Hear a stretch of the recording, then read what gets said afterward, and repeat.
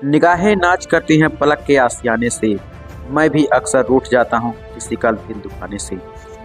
Welcome to my YouTube channel बीमन life coach में आपका स्वागत है। बच्चों, आज हम पढ़ाएंगे सौ पीरियड गुणांक, अन्योन पीरियड, जो कि बोर्ड पेपर के लिए बहुत ही इंपॉर्टेंट है। इससे पहले हमने पढ़ा था फैराडे के विद्युत चुम्बकीय पीरियड के नियम, जो कि बहुत ही इंपॉर्टेंट वो भी वीडियो है। तो जो नहीं देखे हैं उसको पीछे वीडियो देख लीजिए। आज हम पढ़ाएंगे सौ पीरियड गुणांक और अन्योन पीरियड।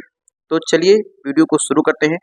पहले हम बात करेंगे सौ पीरियड क्या होता है, ठीक है।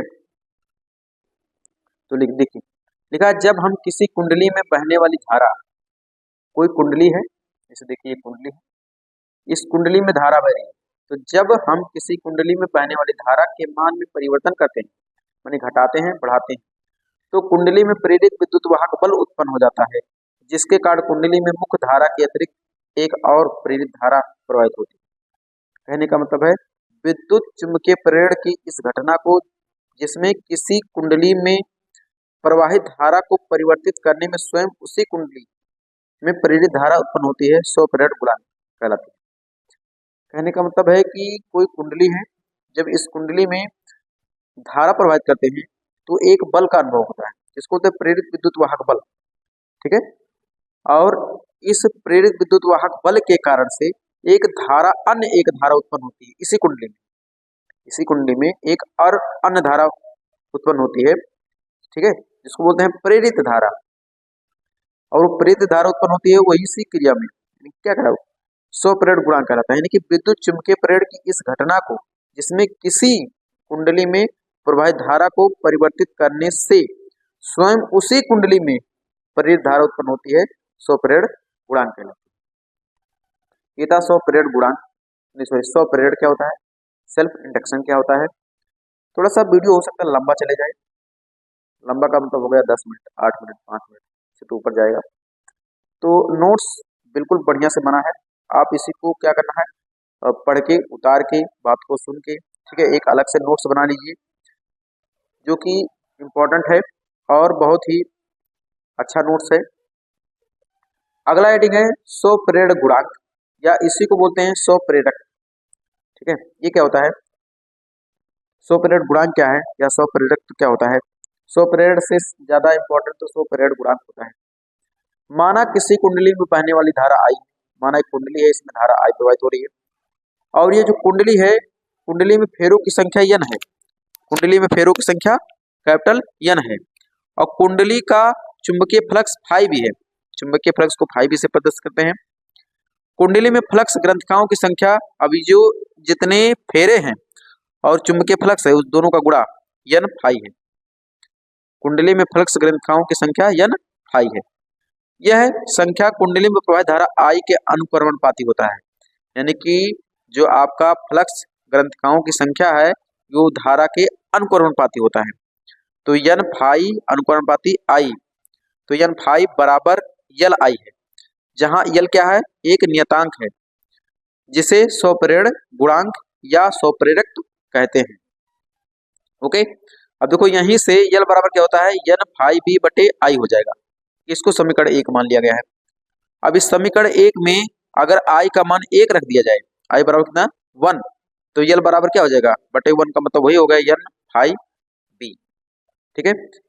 यानी कि यल बराबर N फाई बी का मतलब क्या है, तो फाई का मतलब हो गया किसी कुंडली का सौ पीरियड गुणांक, किसी कुंडली का सौ पीरियड गुणांक या सौ प्रेरक कुंडली में चुंबकीय फ्लक्स ग्रंथिकाओं की संख्या के बराबर होता है, जबकि कुंडली में एकांक धारा प्रवाहित हो रही है। एकांक का मतलब हो गया I बराबर 1 प्रवाहित हो रही है, तो N फाई बी, ठीक है, ये बराबर हो गया है किसके, सौ पीरियड गुणांक यल के,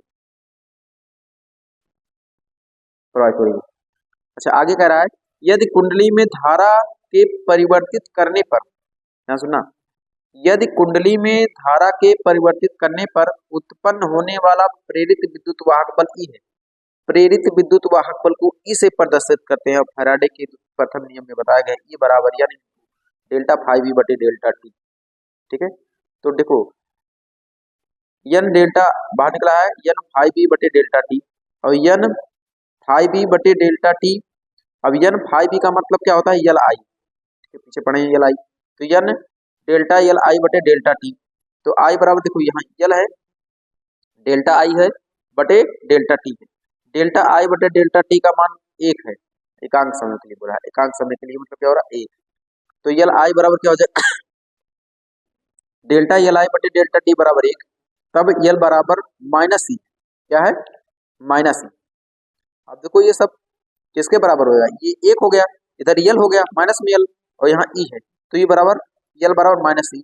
यहाँ माड में लिखा गया संख्यात्मक मान जो होता है वो निगेटिव नहीं आता, पॉजिटिव आता है। अर्थात कहने का मतलब हो गया किसी कुंडली का 100 पीरियड गुणांक, किसी कुंडली का 100 पीरियड गुणांक या 100 प्रेरक उस प्रेरित विद्युत वाहक बल के संख्यात्मक मान के बराबर होता है, जो कि उसी कुंडली में धारा परिवर्तन की दर एकांक होने पर उत्पन्न होती है। तो इस वीडियो को थोड़ा सा रोक के नोट्स बना के ध्यान से सुन के लिख लीजिएगा। वीडियो पसंद आ रहा हो तो वीडियो को लाइक करते रहिए, चैनल पर नए हैं चैनल को सब्सक्राइब कर लीजिए, ये हमारा रिक्वेस्ट समझिए। इसके बाद मोस्ट इंपॉर्टेंट टॉपिक अन्योन प्रेरण, ठीक है। अन्योन प्रेरण क्या होता है चलिए समझते हैं। तो देखिए अन्योन प्रेरण क्या होता है, इसमें दो कुंडली होती है। जब प्रथम कुंडली में धारा परिवाहित किया जाता है, ठीक है, तो इसके बगल में जो दूसरी कुंडली है उसमें भी धारा प्रवाहित होने लगती है। इसी घटना को अन्योन प्रेरण हम कहते हैं, और नोट्स के माध्यम से पढ़ेंगे। जब किसी कुंडली में धारा प्रवाहित की जाती है या प्रवाहित धारा के मान में परिवर्तन किया जाता है, तो उस कुंडली के पास रखी दूसरी कुंडली, इस कुंडली के पास रखी दूसरी कुंडली में एक अन्य धारा प्रेरित हो जाती है, जिसे प्रेरित धारा कहते हैं। और यह प्रेरित धारा उत्पन्न होने की घटना को ही क्या बोलते हैं, अन्योन प्रेरण बोलते हैं।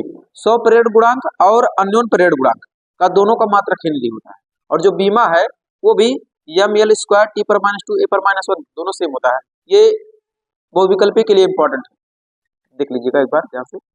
अब अगला हेडिंग है अन्योन प्रेरण गुणांक या अन्योन प्रेरक, ठीक है।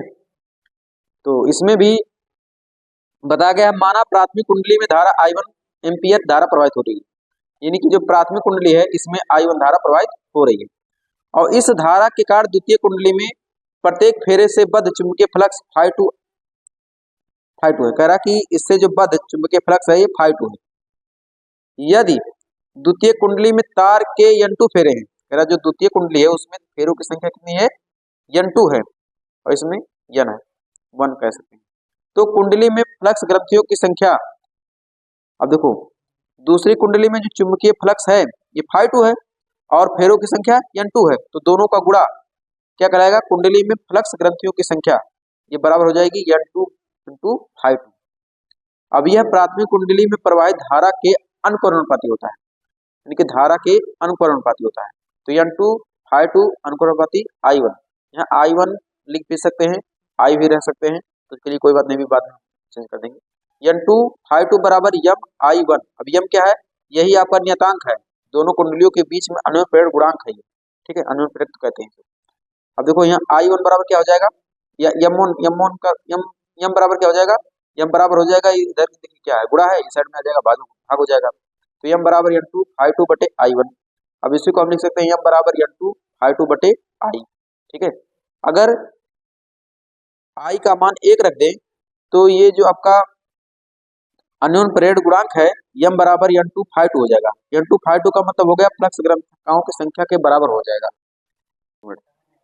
देखो इसका मतलब हो गया, यदि दो कुंडली के बीच अन्योन प्रेरण गुणांक किसी कुंडली में चुंबकीय फ्लक्स ग्रंथिकाओं की संख्या के बराबर होता है, जबकि दूसरी कुंडली में एकांक धारा प्रवाहित हो रही है, इसका मतलब यही, ठीक है। अगर इसमें आगे बात किया गया है, यदि प्राथमिक कुंडली में धारा प्रवाहित करने पर द्वितीय कुंडली में धारा प्रेरित धारा उत्पन्न हो रहा है, जिसके कारण विद्युत वाहक बल E2 है, क्या है E2 है, तब फैराडे के नियम के अनुसार E2 बराबर हो जाता है माइनस N2 डेल्टा φ2 बटे डेल्टा टी, ठीक है। और इसी को लिख सकते हैं E2 बराबर माइनस डेल्टा N2 φ2 बटे डेल्टा टी। जहां N2 φ2 को हम किससे डिनोट किए थे, Mi1 से डिनोट किए थे। ठीक है, तो कुल मिला के लिखा है E2 बराबर आ जाएगा डेल्टा Mi1 बटे डेल्टा टी, और इसी को लिख सकते हैं E बराबर या E2 बराबर माइनस M डेल्टा I1 बटे डेल्टा टी। ठीक है, और ये एकांक के लिए डेल्टा I बटे डेल्टा टी का मान 1 हो जाता है, तो E बराबर आ जाएगा माइनस में M। ठीक है, और M बराबर हम लिख सकते हैं माइनस E, अगर मॉड लगा देंगे तो M बराबर आ जाएगा E, जो कि संख्यात्मक रूप में लिखा जाता है, धारा परिवर्तन की दर है। धारा परिवर्तन की दर को डेल्टा I बटे डेल्टा टी से प्रदर्शित करते हैं। तो उम्मीद करता हूँ वीडियो पसंद आया हो तो वीडियो को लाइक कर दीजिए, चैनल पर नए हैं तो चैनल को सब्सक्राइब कर दीजिए। मिलते हैं नेक्स्ट वीडियो में। धन्यवाद। जय हिंद, जय भारत।